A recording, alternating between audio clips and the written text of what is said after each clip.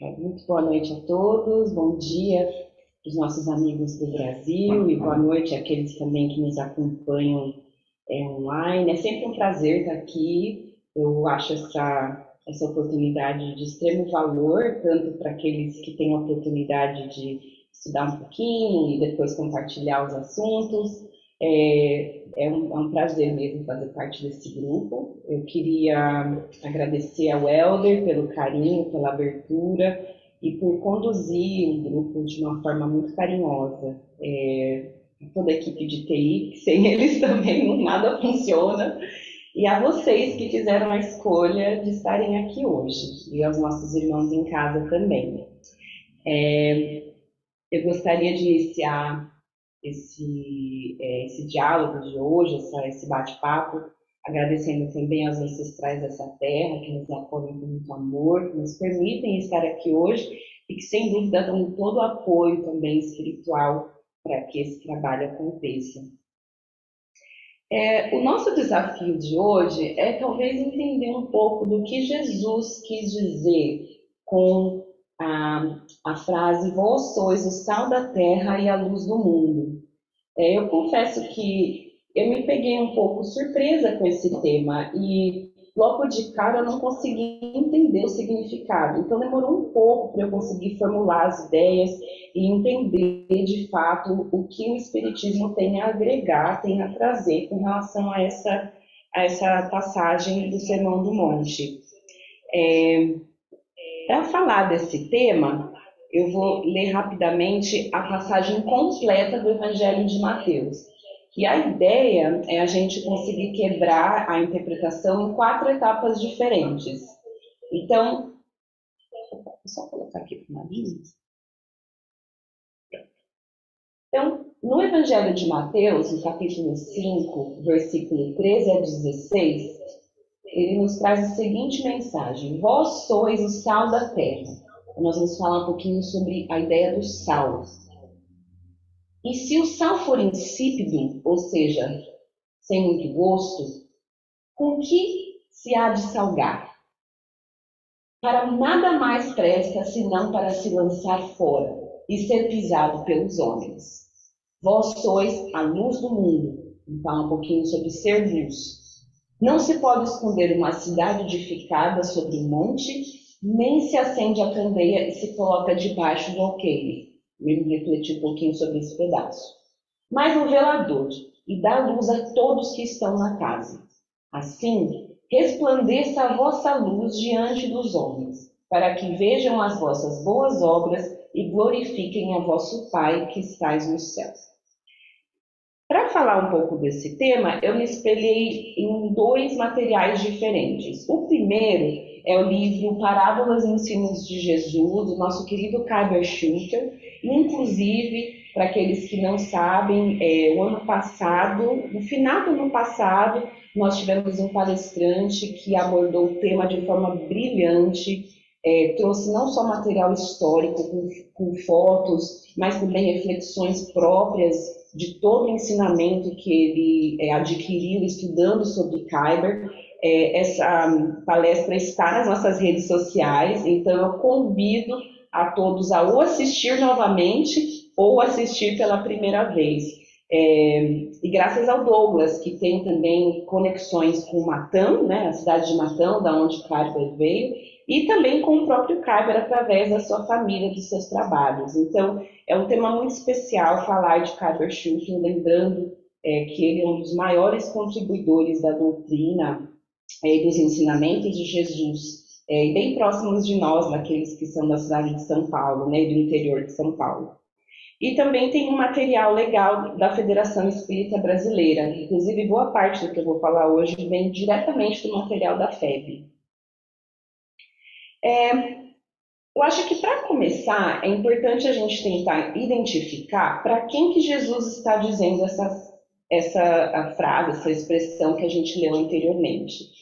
E a primeira coisa que eu comecei a refletir é que Jesus está falando diretamente àqueles que se denominam discípulos dele, àqueles que têm o compromisso de seguir Jesus. Como Rossandro Klinge falou em uma de suas palestras, aqueles que têm Jesus como meta. Porque Jesus não é apenas a ideia do crucificado que renasce e que está entre nós. Estar com Jesus é um modo de vida. Então, aqueles que se denominam discípulos do Cristo, que querem seguir o Cristo, precisam tentar internalizar essas mensagens. E o que eu achei interessante é que esse texto que a gente leu acima, quando a gente pega o Evangelho de Mateus, a gente entende que essa passagem específica, ela vem logo após as bem-aventuranças. E quando Jesus começa a falar, bem-aventurados os aflitos, porque serão consolados. Então, depois daquela passagem, entende-se que Jesus veio com essa expressão, com essa passagem, para levantar um pouco dos ânimos daqueles discípulos. Lembrando que os discípulos eram aqueles que decidiam seguir Jesus. Jesus era um andarilho, né? Ele fez toda uma caminhada por aquela região da Palestina. Então, por onde ia, as pessoas o seguiam. Então, talvez os ânimos daqueles estavam um pouco caídos, estavam um pouco deprimidos depois de ouvir o sermão das bem-aventuranças e vendo realmente que ia ter sofrimento, que ia ter aflição.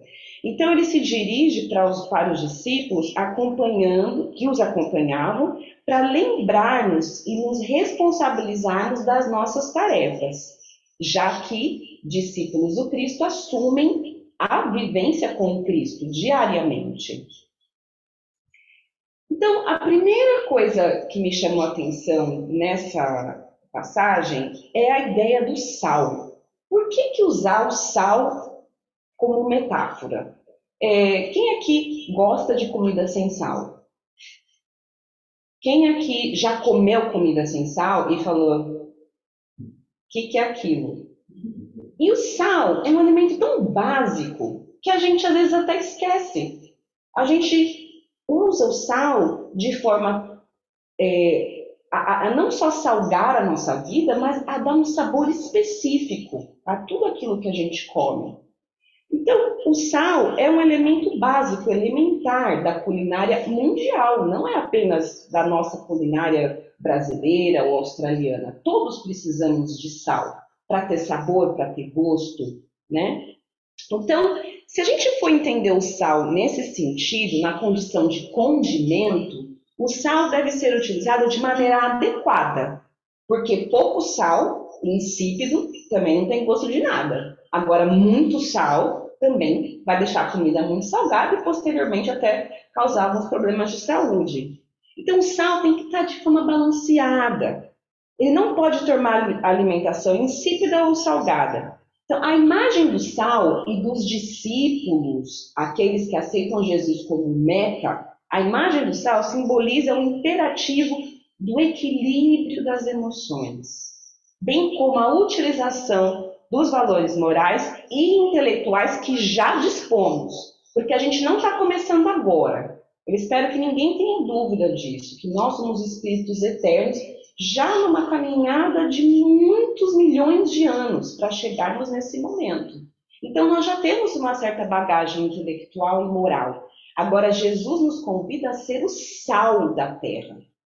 Ou seja, conseguir equilibrar as nossas emoções, conseguir equilibrar os nossos pensamentos, conseguir usar dessa segurança para conseguir realizar a tarefa que Ele nos espera. E uma coisinha difícil. Ser cristão é muito difícil. Não sei vocês, eu vou dizer por mim aqui. É muito difícil. Porque quando a gente começa a refletir sobre aquilo que a gente realmente é, mas quando a gente começa a lembrar da meta, que é Jesus, a gente enxerga um gap. Não sei vocês, estou falando por mim. E é um gap que não é um gapzinho, que você dá um saltinho e chega lá. É um gap. Você quer ver um exemplo mundano, básico? Quem aqui acompanhou a situação do Will Smith no Oscar? Aliás, quem não acompanhou, levanta a mão. Você não está sabendo? Mas você está sabendo, né? Que ele deu um tapa na cara do Chris Rock. Quem aqui não formou um julgamento sobre o Will Smith ou sobre o Chris Rock? Todo mundo virou juiz, não viu?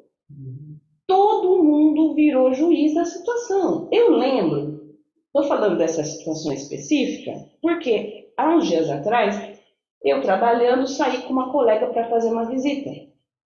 E nós dirigimos por mais ou menos 35 minutos só falando disso. Quando eu cheguei no lugar, eu estava me sentindo realmente exausta, porque eu estava me colocando na posição de juiz da história. Essa atitude que Jesus espera de nós, cristãos, discípulos, ou querendo ser discípulo do Cristo, um exemplo básico, certo? Então é para a gente refletir que ser cristão é trabalhar duro o tempo todo. Porque nessas situações, qual que deveria ser a nossa postura? De talvez pensar, puxa, que Deus abençoe. Não ficar fomentando, dando mais opinião. E aí que as coisas se expandem e criam uma atmosfera fluídica, não só ao redor de nós, mas para o mundo, que é pesada. Tanto que eu cheguei na visita, eu estava cansada, nem tinha começado a trabalhar, eu estava cansada. Que eu gastei toda a minha energia produtiva falando mal de uma situação que nem a mim pertence. Quantas vezes por dia, a gente não vive isso? A gente esquece que para ser o sal da terra, a gente tem que colocar em tarefa diária aquilo que Jesus espera de nós. Eu lembro de uma vez, há muitos anos atrás, que um colega meu era sapateiro. E era um senhorzinho, se chamava Seu Zé. E eu cheguei lá na sapataria dele revoltada, falando um monte de um outro sapateiro que não estava me ajudando, não sei o que, não sei o que. O Seu Zé, ele ficou incomodadíssimo com a minha maledicência. Ele ficou incomodado, ele ficou constrangido.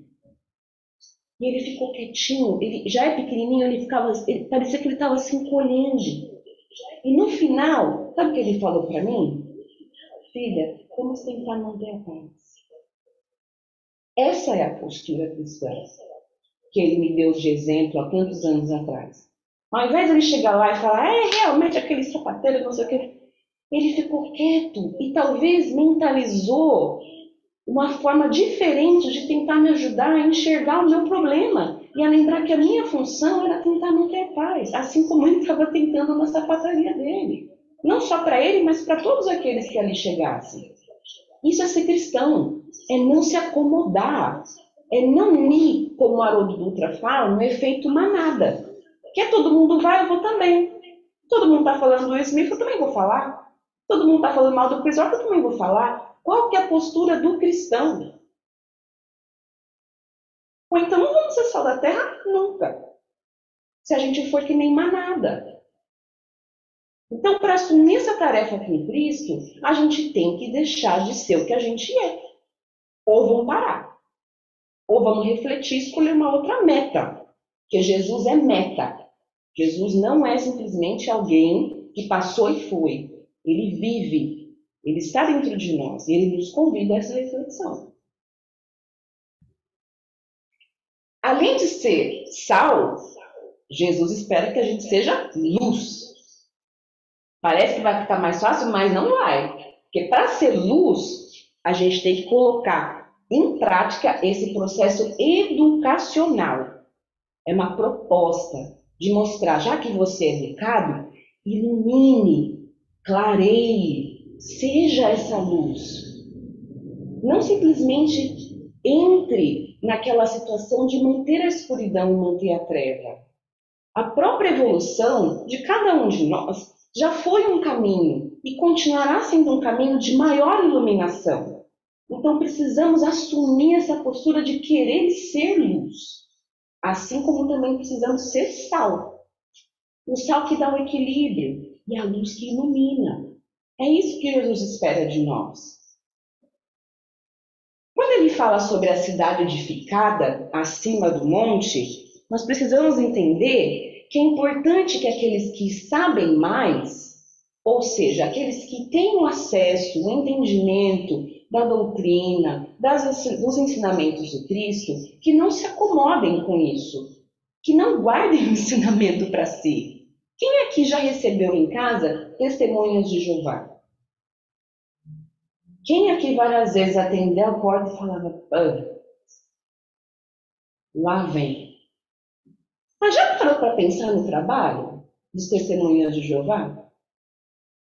Independente de talvez algumas diferenças de entendimento, já parou para pensar no compromisso dessas pessoas? Que acordam no seu domingo, com a sua Bíblia, batendo em portas, sabendo que vão ser desrespeitados, sabendo que vão ser olhados de lado, só porque eles querem falar do ensinamento de Jesus. Será que a gente tem coragem de conseguir falar sobre o ensinamento de Jesus? Não precisa ser da mesma forma que os testemunhas de Jeová, mas já pensou quando Jesus te convidar para falar do seu ensinamento? Como é que vai ser a sua postura? Como é que vai ser a sua força, a sua integridade cristã para falar de Jesus? E é isso que ele nos convida. Esse conhecimento tem que ser espalhado, tem que ser compartilhado com os irmãos da humanidade, que são conquistas grandiosas que não podem ser escondidas ou guardadas. A evolução é coletiva. Eu não vou chegar na regeneração sozinha. Eu preciso lembrar que é uma caminhada conjunta. Assim como nós aqui todos estamos na mesma caminhada, fazendo escolhas, querendo estar aqui segunda-feira, querendo refletir, querendo buscar subsídio. Um ajuda o outro. É team effort. Senão não tem valor. E a candeia, a luz, que não pode ser escondida, que é o que ele coloca aqui. A luz simboliza o esclarecimento, a orientação, o processo educativo, capaz de nos transformar para melhor. A candeia, que é a luz, o candelabro, deve ser colocada não debaixo do alqueire, porque é isso que muitas vezes a gente faz. Eu tenho todo o conhecimento, eu conheci, eu entendo, eu vou. Ninguém precisa ver aquilo que eu sei. Ninguém precisa saber aquilo que eu quero compartilhar. Encoberta pela indiferença ou interesses pessoais, mas no velador, para que possa oferecer luz para todos. Essa é o simbolismo de ser luz e de utilizar a candeia nessa passagem específica. Quando ele fala resplandeça a sua luz, ele se refere ao significativo dessa carga magnética que é resplandecer, que ele associa aqui com a ideia de fé, imprimindo sentimentos de fé e de esperança em nós próprios e nas pessoas que nos cercam. A fé transforma. A fé, ela cria uma carga, que é uma carga magnética, que atrai, que impulsiona. Então, quando ele pede para a gente resplandecer, esse é o entendimento. Resplandeça, que brilhe mais a sua luz através da fé que você traz consigo.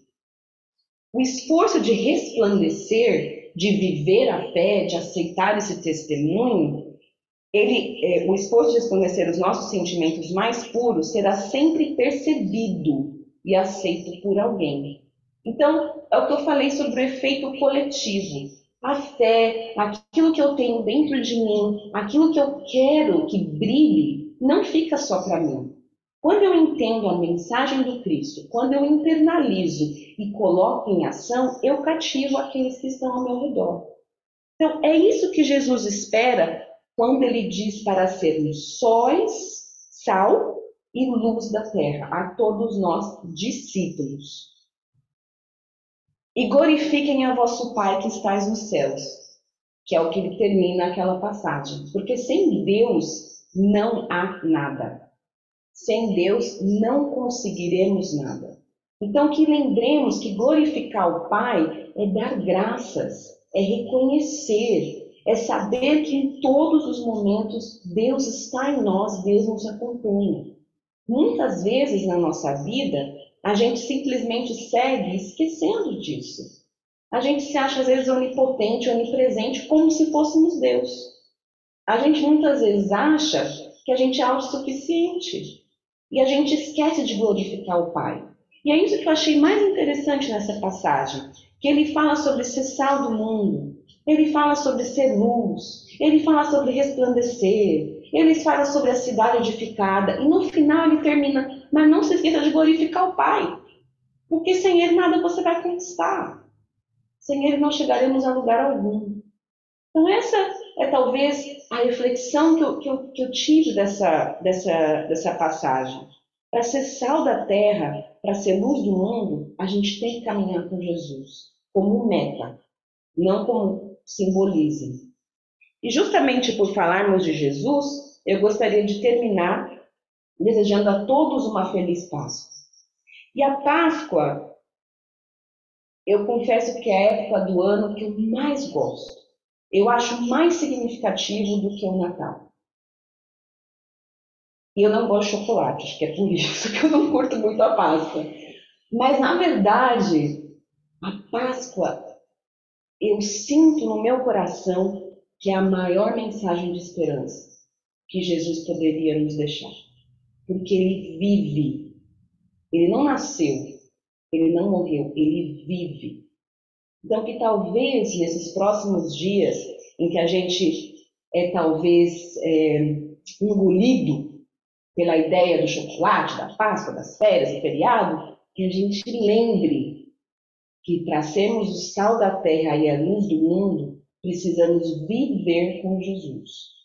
Então, a Páscoa, ela simboliza vida, nascer. Então, vamos nascer em Cristo todos os dias da nossa existência. Que essa passagem da Páscoa seja um convite para refletirmos ainda mais sobre isso e sobre a caminhada que queremos fazer com Cristo todos os dias. Acalmar os nossos corações, relaxar um pouco nas cadeiras, sentir o peso dos ombros caírem, sentir a nossa respiração um pouco mais tranquila, que possamos sentir a presença do nosso mentor, que nos acompanha, nos inspira, que possamos, Pai, nesse momento, refletir sobre a nossa vida, sobre a nossa missão, sobre a nossa tarefa, sobre aquilo que o Senhor espera de nós. Que possamos fazer votos diários de estar com Cristo, de trabalhar com Cristo, de nos reformarmos. Que possamos jamais desistir perante as adversidades, perante os obstáculos, perante as nossas dores. Que possamos adquirir força e muita coragem para continuar nossa caminhada. Que possamos sair daqui hoje um pouco melhores do que quando chegamos. E que possamos, talvez nessa semana em especial, semana em que celebramos a vida de Cristo, refletir, Pai, sobre o ensinamento que Jesus nos dá com a sua ressurreição. Que possamos, talvez, refletir sobre tudo aquilo que a Páscoa simboliza. Obrigada pela nossa saúde, pela nossa integridade física e mental. E que possamos, por fim, Pai, rezar por aqueles que são lembrados nas nossas cadernetas de orações, aqueles que são trazidos em nossos corações e aqueles irmãos ao redor do mundo que passam situações das mais diversas. Que possamos todos ser envoltos com o seu amor e continuar caminhando com muita alegria. Obrigada mais uma vez por tudo que fazes. Que assim seja, graças a Deus.